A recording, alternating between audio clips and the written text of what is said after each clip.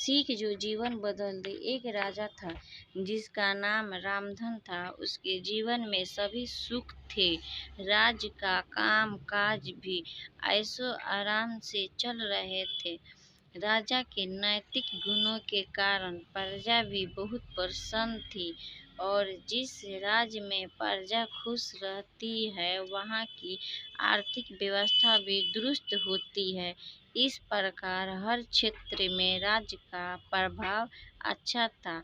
इतने सुखों के बाद भी राजा दुखी था, क्योंकि उसकी कोई संतान नहीं थी। यह गम राजा को अंदर ही अंदर सता रहा था। प्रजा को भी इस बात का बहुत दुख था। वर्ष के बाद राजा की यह मुराद पूरी हुई और उसे एक पुत्र की प्राप्ति हुई। पूरे नगर में कई दिनों तक जश्न मना।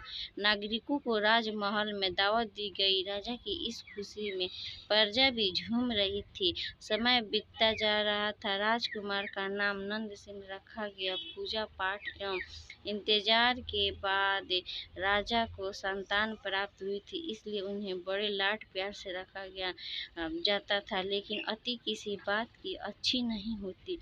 अधिक लाड प्यार ने नंद सिंह को बहुत बिगाड़ दिया था। बचपन में तो नंदन की सभी बातें दिल को लुभा देती थी, पर बड़े होते होते ही यही बातें बदतमीज लगने लगी है। नंद बहुत ज्यादा जिद्दी हो गया था। उसके मन में अहंकार आ गया था। वो चाहता था कि प्रजा स्वयं उसकी जय जयकार करे, उसकी प्रशंसा करे।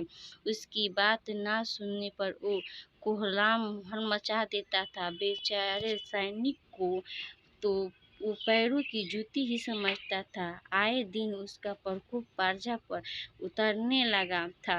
वो खुद को भगवान की समान पूजता देखता चाहता था। आयु तो बहुत कम थी, लेकिन अहम कई गुना बढ़ चुका था। नंद के इस व्यवहार से सभी बहुत दुखी थे। प्रजा आए दिन दरबार में नंद की शिकायत लेकर आती थी, जिसके कारण राजा का सिर लज्जा से झुक जाता था। यह एक गंभीर विषय बन चुका था। एक दिन राजा ने सभी खास दरबारियों एवं मंत्रियों की सभा बुलाई और उनसे अपने दिल की बात कही कि वे राजकुमार के इस व्यवहार से अत्यंत दुखी हैं। राजकुमार इस राज्य का भविष्य है। अगर उनका व्यवहार यही रहा तो राज्य की खुशहाली चंद दिनों में ही जाती रहेगी। दरबारी राजा को सांत्वना देते और कहते हैं कि आप हिम्मत रखें, वरना प्रजा निसहाय हो जाएगी। मंत्री ने सुझाव दिया, राजकुमार को एक उचित मार्गदर्शन एवं सामान्य जीवन के अनुभव की जरूरत है। आप उन्हें गुरु राधा गुप्त के आश्रम भेज दीजिए। सुना है वहाँ से जानवर भी इंसान बनकर निकलता है। यह बात राजा को पसंद आई और उसने नंदन को गुरु जी के आश्रम भेजा। अगले दिन राजा अपने पुत्र के साथ गुरु जी के आश्रम पहुँचे। राजा ने गुरु राधा गुप्त के साथ अकेले में बात की और नंदन के विषय में सारी बातें कही। गुरु जी ने राजा को आश्वस्त किया कि जब अपने पुत्र से मिलेंगे तब उन्हें गर्व महसूस होगा। गुरु जी के ऐसे शब्द सुनकर राजा को शांति महसूस हुई और वे सहस अपने पुत्र को आश्रम में छोड़कर राजमहल लौट गए। अगले दिन सुबह गुरु के खास चेले द्वारा नंदन को भिक्षा मांगकर खाने को कहा गया, जिससे सुनकर नंद ने साफ इनकार कर दिया। चलने से उसे कहा कि अगर पेट भरना है तो भिक्षा मांगनी होगी और शिक्षा का समय शाम तक ही है, अन्यथा भूखा रहना पड़ेगा। नंद ने अपनी अकड़ में चलने की बात नहीं मानी और शाम होते होते उसे भूख लग गई, लेकिन उसे खाने को नहीं मिला। दूसरे दिन उसने भिक्षा मांगना शुरू किया। शुरुआत में उसकी बोल के कारण उसे कोई भी भिक्षा नहीं देता था, लेकिन गुरुकुल में सभी के साथ बैठने पर उसे आधा पेट भोजन मिल जाता था।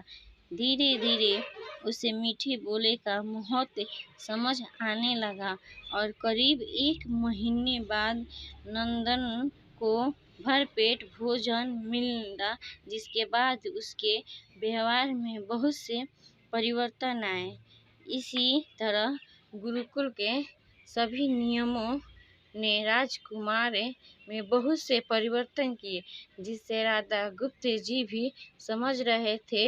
एक दिन राधा गुप्त जी ने नंदन को अपने साथ सुबह सवेरे सैर पर चलने को कहा। दोनों सैर पर निकल गए। रास्ते भर बहुत बातें की।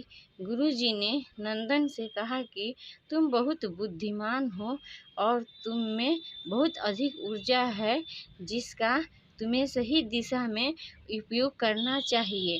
दोनों चलते चलते एक सुंदर बाग में पहुंच गए, जहां बहुत सुंदर सुंदर फूल थे, जिनसे बाग महक रहा था। गुरुजी ने नंदन को बाग से पूजा के लिए गुलाब के फूल तोड़ने को कहा। नंदन ने झट से सुंदर सुंदर गुलाब तोड़ लाया और अपने गुरु के सामने रख दिया। अब गुरुजी ने उसे नीम के पत्ते तोड़कर लाने को कहा। नंदन वो भी ले आया। अब गुरुजी ने उसे एक गुलाब सूंघने दिया और कहा, बताओ कैसा लगा। ये बहुत तारीफ की। फिर गुरुजी उसे नीम के पत्ते चखकर उसके बारे में कहा। जैसे ही नंदन ने नीम के पत्ते खाए, उसका मुंह कड़वा हो गया और उसने उसकी बहुत निंदा की और जतर कतर पीने का पानी ढूंढने लगा।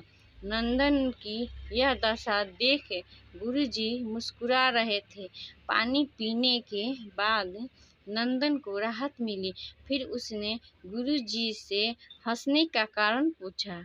तब गुरुजी ने उसे कहा कि जब तुमने गुलाब का फूल सूंघा तो तुम्हें उसकी खुशबू बहुत अच्छी लगी और तुमने उसकी तारीफ की, लेकिन जब तुमने नीम की पत्ती खाई तो तुम्हें वो कड़वी लगी और तुमने उसे थूक दिया और उसकी निंदा भी की।